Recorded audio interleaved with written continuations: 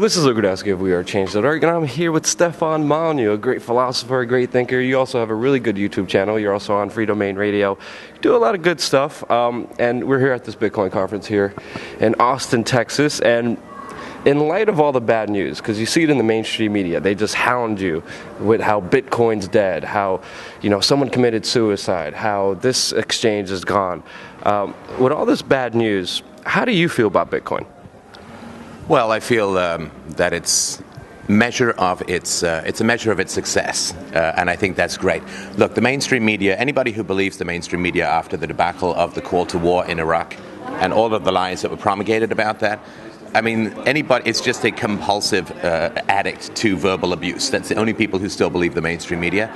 I think it's wonderful that it's in the news. There was a quote that was mentioned yesterday, which is, "I don't care what you write about me, just make sure you spell my name right."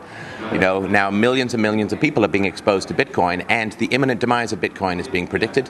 And it's going to be around next week, next year, 5 years from now, and therefore people are going to know that the media was wrong. They're going to be informed about it, and they're going to get to learn about it. And what does it matter if companies go bankrupt? Have we become such a fragile culture that, oh no, a company went bankrupt, that's the end of the world? Companies go bankrupt all the time. Lots of people you date, you never get married to. The relationships break up. Is that the rule now? The first person you date, you have to stay with until the end of your life? No.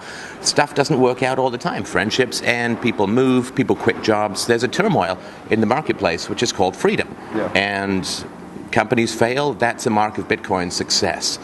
Because, boy, what you don't want in the financial industry is bailouts. Yeah. But we've become so coddled and protected by the government, the FDIC, and the government's protection of the financial industry that now if anything close to a financial services company closes doors, it's just like, end of the world, because we've been shielded from it. But that's what we need to get back in the financial system, is the capacity to fail. See, this is what intrigued me about Bitcoin, is the bankers, the media, the government, they all are really against Bitcoin. And I was like, if the guys I don't like Bitcoin, I'm going to like Bitcoin because it's very interesting. But one criticism I get of Bitcoin is people who watch our channel and people who are in the general movement, they say that it's a cashless, trackable, one world government currency. That's what I've been hearing. What answer would you have to that? Because there's Visa, there's MasterCard. Already all of our money is digital anyway now. But what do you say to that argument that this is the New World Order plan for a one world government currency that's trackable, that all these elites wanted throughout the years? Well, I mean, I think the people who criticize it for being a New World Order tool are missing the bigger picture, which is that it's actually run by lizard men. I'm not really supposed to talk about this in public. In fact, I'm going to... No, I mean, it's silly. I mean, digital is good. Digital is environmentally friendly. One of the things that is an advantage is the reduction of labor in the production of goods is basically the definition of a rising standard of living. We could have full employment tomorrow if we eliminated all farm machinery and all the crops had to be planted and picked by hand. We would have 1/10 the population because we produce almost no food, but nobody would be out of a job. The elimination of labor, however difficult it is for the individual laborers, is the very definition of economic progress.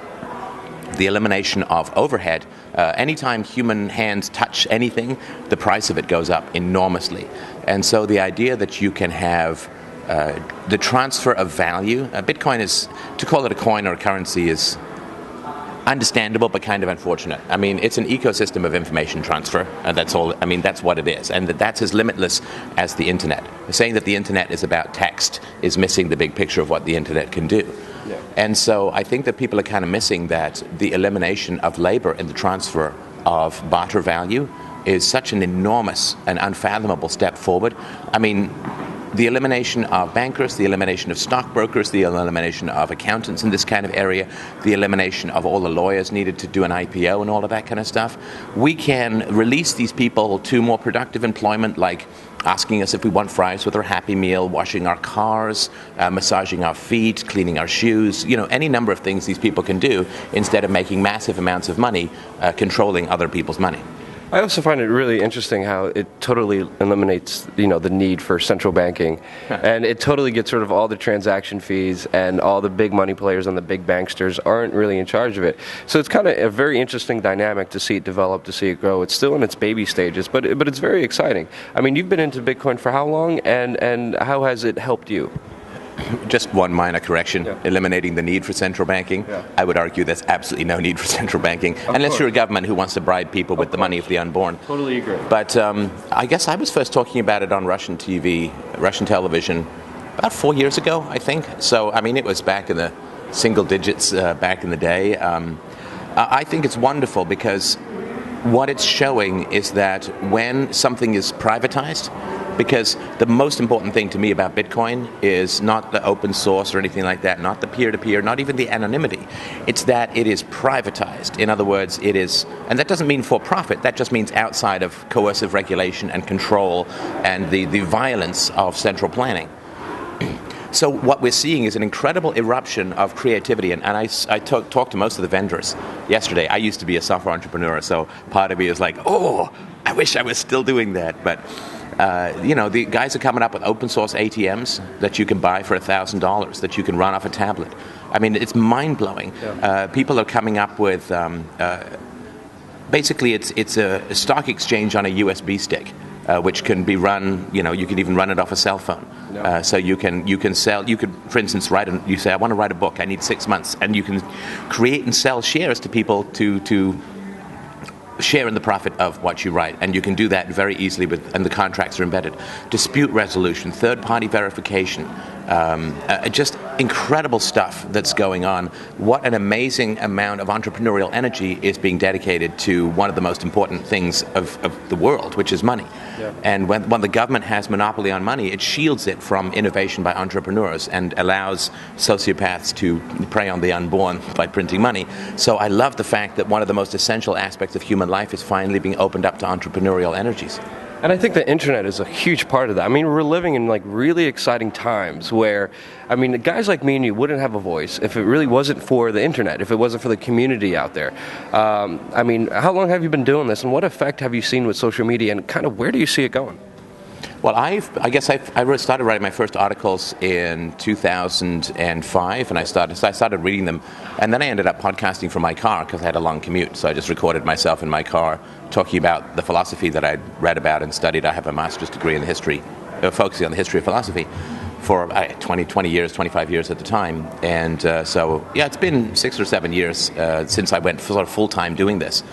I mean, the show is great. We're doing 3 or 4 million downloads a month, and I'm down here. I did Alex Jones. We're going to do Joe Rogan later on the month. So it's a great venue to be able to get philosophy out to the masses, because most people don't really have any exposure to philosophy, and yet it is such an essential part of how to be a decent person. I mean, social media is fantastic. As you say, I would have no voice. I would still be a software guy, still be building companies, still be running things, which was fun and a great thing to do. But I felt the world needed a little bit more philosophy and a little bit less software, and I felt that was a good trade-off for me, and hopefully for the world as well. But it's essential that the absence of gatekeepers is the most astounding revolution, and it's never occurred before. Yes. Like, we've got the Gutenberg press where people were able to print books, and Luther translated the Bible into the vernacular, and people could read the Bible for the first time in over 1,000 years. So all of that kind of stuff is great, but they all required gatekeepers. You still had the monarchs often licensing the presses, you still had extreme censorship, and the printing press itself was expensive and technical and messy, and the average person didn't have access to it.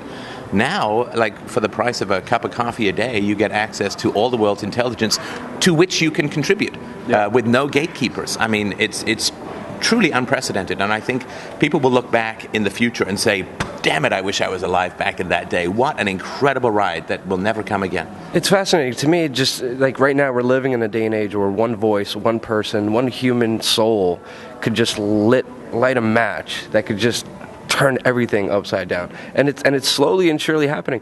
Talking about social media, I asked social media what questions they wanted to ask you. I mean, this is just on Instagram here. We got like 34 comments, huge debates. They weren't that mean to you. They're mean to everyone on social media. Some people love you, some people hate you, but just like everybody, everyone has an opinion online. But this was, I guess, one of the first questions that came in from Patel 2110. Yeah, 2111 doesn't like me. Yeah, 2110, he's a good guy. They weren't too brutal on you. They're brutal on me. They call me Putin's son. It's insane. Putin's son. Oh, because of the... Yeah. I'm Polish. I don't like that guy at all, but for some reason they just said they didn't like your philosophy or something. Right. So you got off easy. But one of the questions that I thought was interesting is, does libertarianism really make sense in a modern world where we are so technologically advanced that we could actually have enough resources to food, house, and clothe every man, woman, and child on Earth? And that's Apatow 2110. He keeps going on. What you get with capitalism is an incentive to keep goods at a certain demand in order to keep making a profit, as exemplified by the diamond and oil industry, which we know for a fact are lying about exactly how big oil and diamond deposits are in order to keep prices up. So I guess he's asking, does it make sense to be a libertarian with capitalism and all that? What's your take on that? Well, you can't talk about the oil industry and the diamond industry as if they're part of the free market. These are government-sanctioned cartels. I mean, one clue about the oil industry is it's run by the Saudi government, not really part of the free market. They're an autocratic dictatorship that is brutal on women and children in particular. And so generally, anytime a monarch is involved, it's really nothing to do with the free market. The diamond deposits are regulated and licensed by the state. And look, I mean, philosophy teaches you to value people over things. And if you want to drive down the prices of diamonds, stop being so ridiculously vain about pretty stuff on your finger. You know, like stop measuring yourself by the work of crap produced by the earth accidentally millions of years ago. I mean, that's, look how much I'm worth, you know, flash me, they say, and all that, you know. How about, you know, the diamond glow of your virtuous heart being your measure of value? So one of them can be taken care of by philosophy. The second one, if you want to drive down the price of oil, the first thing the government should stop doing is subsidizing roads.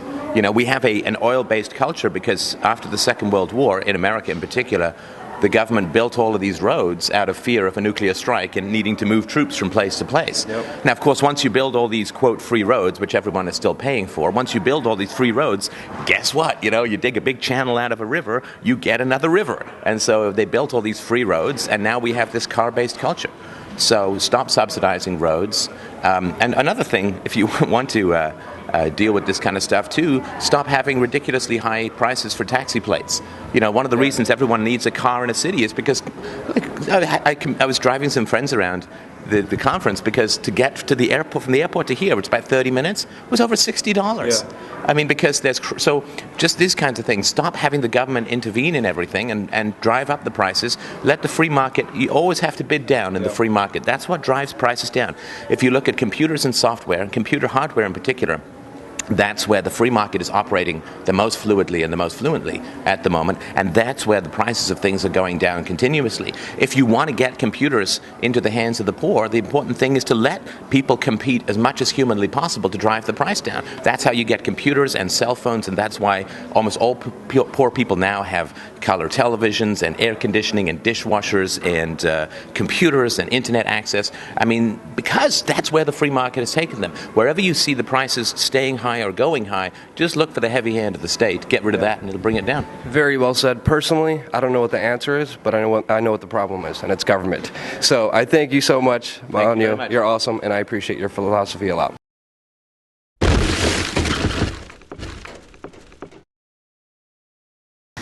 And then program that sense of attention in isolation from its true self with the information you want them to believe and the perception of self of the world you want them to believe. And it's always been a tension between these two, going back hundreds of years, going back to the Enlightenment. How do you juggle the interests of the monarchy with the interests of a free people?